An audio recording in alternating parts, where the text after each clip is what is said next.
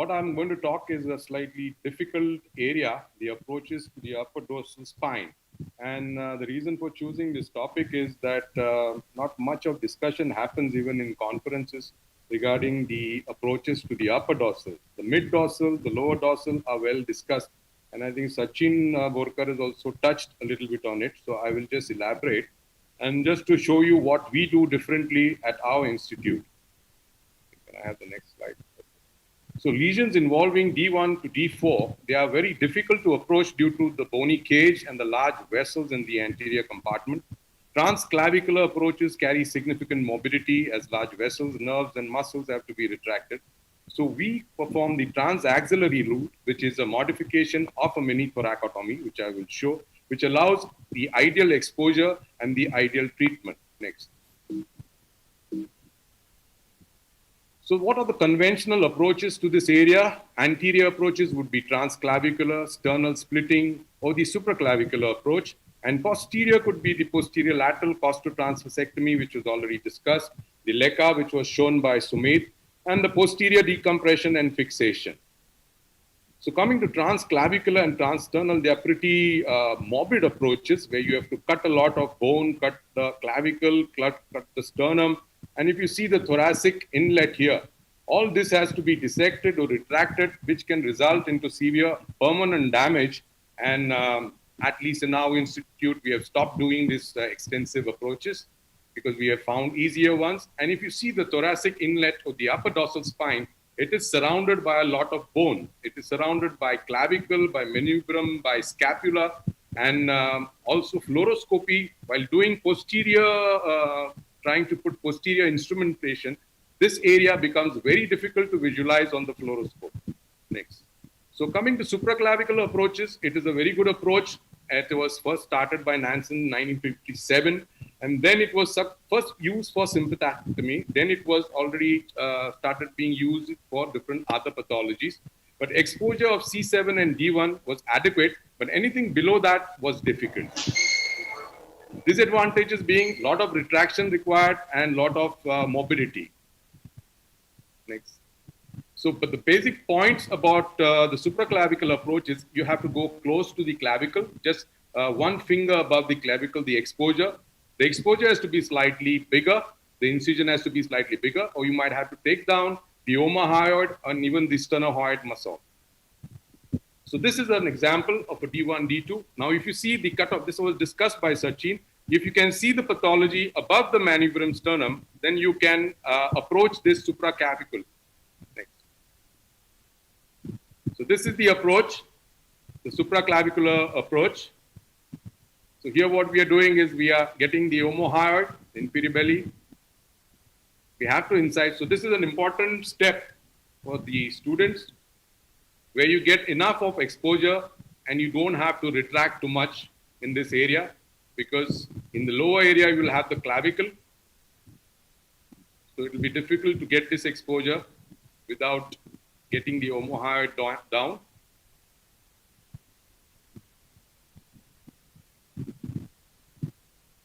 And after this, it's a conventional approach to the anterior cervical spine.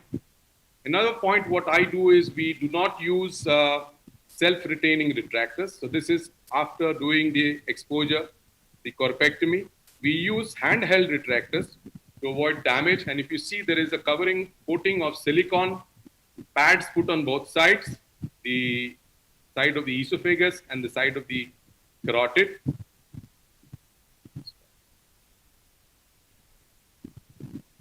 And that's how the corpectomy is done, the conventional corpectomy. This was a case of tuberculous abscess.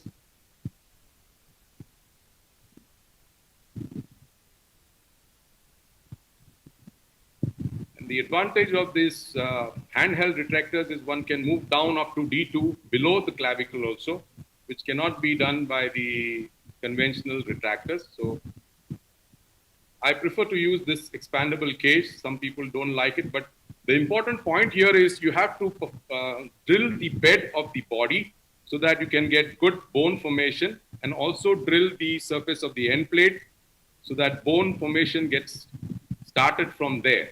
It is never the bone which forms from the bone grafts which are put inside. Bone formation starts from the end plates on the side. So this was the post-op, and if you see the correction of the Cobb's angle, it is a significant correction.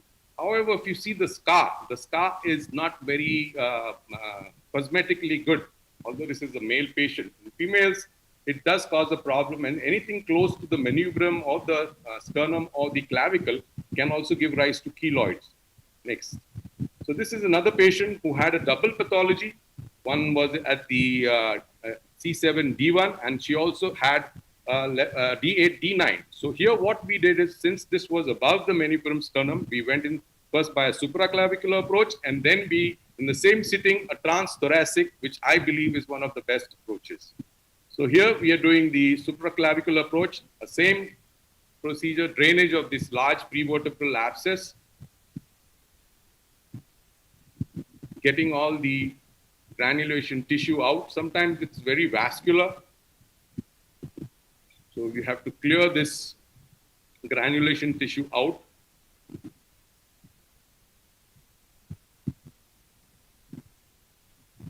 Here I'm going a bit laterally because the pathology is moving laterally across, and one side of the pedicle is totally gone.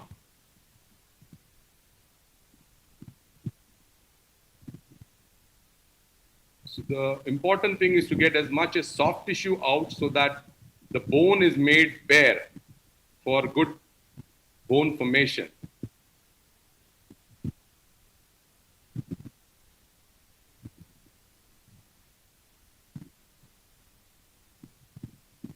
Again, handheld retractors, no self-retaining retractors, because I feel self-retaining retractors are the cause for most of the recurrent laryngeal nerve injury and also esophagus, even carotid.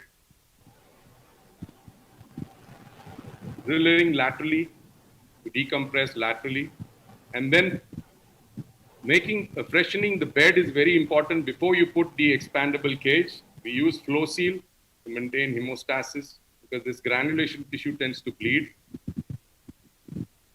And then placing of the expandable cage along with the bone grafts inside.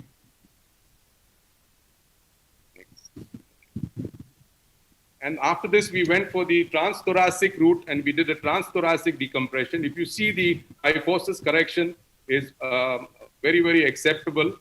So supraclavicular on the top, transthoracic down, where we could achieve a good decompression as well as a good fixation. Next. This is another patient where we had operated supraclavicular, and see the scar. The scar was sort of puckered, which is slightly a problem if it is a woman or a female. So coming to the transaxillary approach, now this is a very elegant approach which we learned from our cardiothoracic colleagues. They used to use it for cervical rib excision. So basically it is a muscle sparing thoracotomy. You do not cut any muscle, okay? And it was started by Siegel and Steger for their procedures. Basically they used to use it for sympathectomy or cervical rib excision. Nordcleric had the largest series. You see the incision, it is just an incision within the axillary fold. Okay, and it is now we are doing rib sparing thoracotomies where we use only the head of the rib inside, intrathoracic, for the graft. So no major nerve injuries, no muscle cutting, no muscle damage, and one can do an elegant job just by a small incision in the axillary fold. Limitations, yes, if the patient is obese, heavily muscular, and if patients have a poor lung function, because here we got to have one lung anesthesia. And you require slightly longer instruments because we are working at the root of the neck almost, and you require longer instruments for that. Advantages, it is less morbid comparatively, and if you have excised the rib, you can use the same rib as a graft. The side depends upon how much the pathology is on which side, doesn't matter, right side, left side. You can use the side where the pathology is more, as I would show you. And one has to be familiar with the anatomy inside the thorax, which is more of blue on the right side and more of red on the left side. So one has to be very familiar with this anatomy and preferably also have a cardiothoracic surgeon to do the exposure for you because it becomes much easier. So one lung anesthesia is mandatory because you can collapse one lung and then you have the whole thorax to your disposal. It's a lateral decipitous position with the hand abducted and fixed on an L bar. And this is how we bring in the C-arm. And this is the incision position, 5 to 7 centimeters. And these are the steps. One goes straight down to the third rib. You can excise the third rib and then you're straight into the thoracic cavity. The lung is collapsed and there you are. You have the abscess in front of you. You can do the corpectomy. You can remove the whole body if you want. And you can do a complete decompression. And then you can use the rib graft as for diffusion. So this is a patient. This was a traumatic patient of fracture following a road traffic accident. So this patient, we went in by a left transaxillary approach. So this is exposing the rib. Dr. Sumit Sinha has touched on this. You can do an extrapleural exposure and then go into the pleura. And this is, you're on the pathology. I'm opening the parietal pleura here. The trick is to find the head of the rib and trace the head of the rib to the pedicle. So this is the fractured fragment here, which is being removed.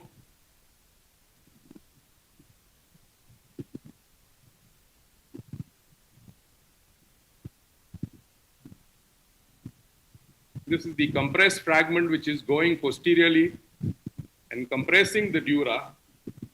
So this would be pretty difficult to remove if you were doing it posterior laterally or doing it extracavitary. So here we are drilling the whole body of the fractured fragment.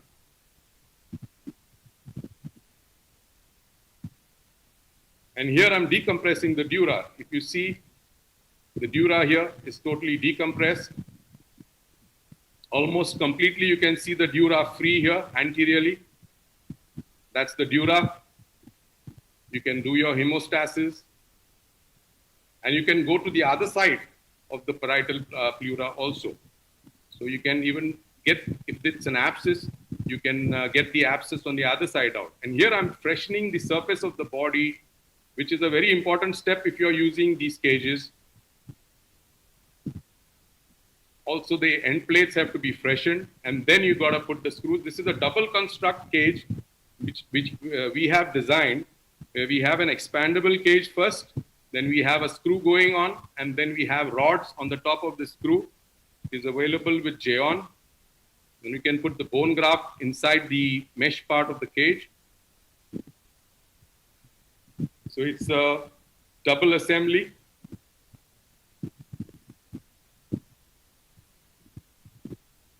And this is the post-op correction. However, this patient has not improved much. He was paraplegic, but he's able to sit, and that's the incision in the axilla, which gets hidden. So there is a significant correction of the kyphosis. Next. This is another lady, D3 spine, pot spine. Again, we use the transaxillary approach. So it's a right-sided transaxillary approach. Incision in the axillary fold. And then once you go straight down to the third rib, you are inside the thorax and you are on the pathology. No muscle dissection at all. No cutting the muscle, and that's the prevertebral abscess, which can be drained. And we can use the head of the rib if you have done a rib sparing thoracotomy, where you can go between the second and the third rib. You just take the part of the head of the rib for the bone graft.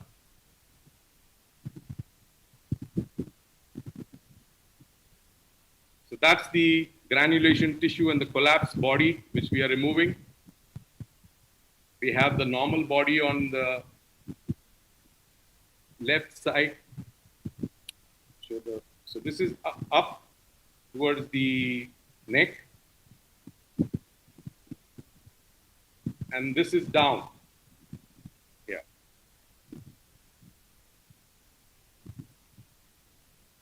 So the amount of decompression one can do is more by this approach, and you can get all the compressing granulation tissue out from here, which is compressing the anterior cord. that's the dura behind, which you see. That's the dura here. Completely free.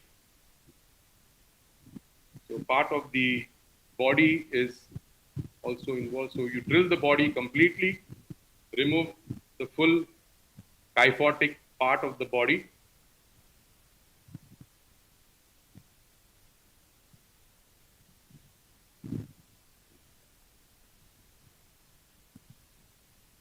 And preparing the bone surface is very, very important so that you start initiating osteogenesis. So I drill the surface, and that's fixation of the implant along with the bone graft from the rib.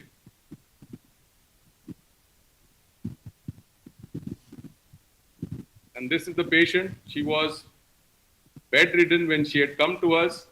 And you see a good, fairly good correction of the kyphosis. She's walking now at follow-up. That's the Cobb's angle, which has got corrected. This is a 6 months ANC patient. Okay, she was antenatal. Here we did a rib sparing thoracotomy. We did not cut any ribs.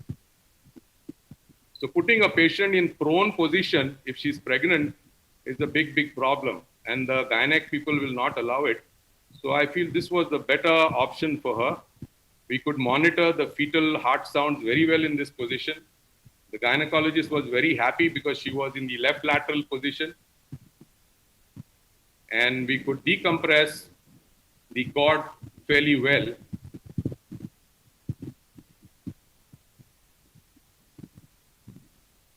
And put in a cage along with bone graft. And this is expansion of the lung once we finish. So that is the implant.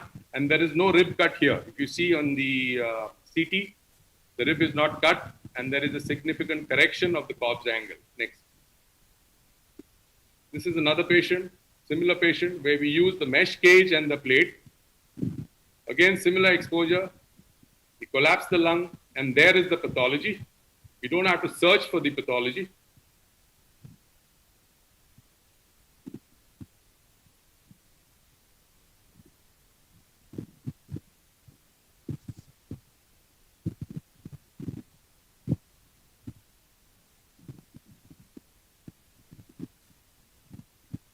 So you can use the implant you are comfortable with, either a mesh cage or an expandable cage. We use both depending upon the feasibility. But I'm comfortable with both. And we can even close the parietal pleura on top. Next. So these are some pre-op, post-op scans. This is a post-op scan patient. These are some patients whom we have operated, a good correction. Another patient, good correction. So see the incision, just to show you, it goes right into the axilla, and once the hand is down, it cannot be even noticed. And that's the patient. She was also in bed when she came to us, but she's walking. So the anterior decompression is pretty significant with this approach. So these are some pre-op, post-op scans. Again, pre-op, post-op. You might not even need a plate. If your mesh cage fits in well, you don't even, because you have a good support of the bone all around, you have ribs all around. So if you have a good, well-placed cage, it might just only be the cage. So this is another patient, multiple level. So we did an trans-axillary, and then we went posteriorly and fixed it, because here it is very difficult. If you see this picture, sagittal, you will not know where the pedicle is of these cervical and dorsal bodies. So it becomes very difficult. So we use a heart shield, and this patient also did well, and that's the axillary scar which gets hidden. So to conclude, the upper dorsal spine is most difficult area to approach if the pathology and compression is anterior. Transclavicular sternal splitting approaches have their limitations, but transaxillary approach is a relatively safe procedure when indications are correct. It allows significant correction of this deformity and early mobilization and rehabilitation. These are articles in the journal which we have published, and it's also in the textbook of thoracic spine surgery of Professor Ramani. And my sincere thanks to this man, who was the professor of cardiothoracic surgery who was always there during these cases. It is very good to do these cases with cardiothoracic surgeons, and that's the way you will not be scared of opening the thorax. Today, the reason why people don't do thoracotomies is they are scared. And I feel for the cardiothoracic surgeon, it is nothing. It's another day in the OT. So we should do it with them, and you get better results when you do it with them. Thank you.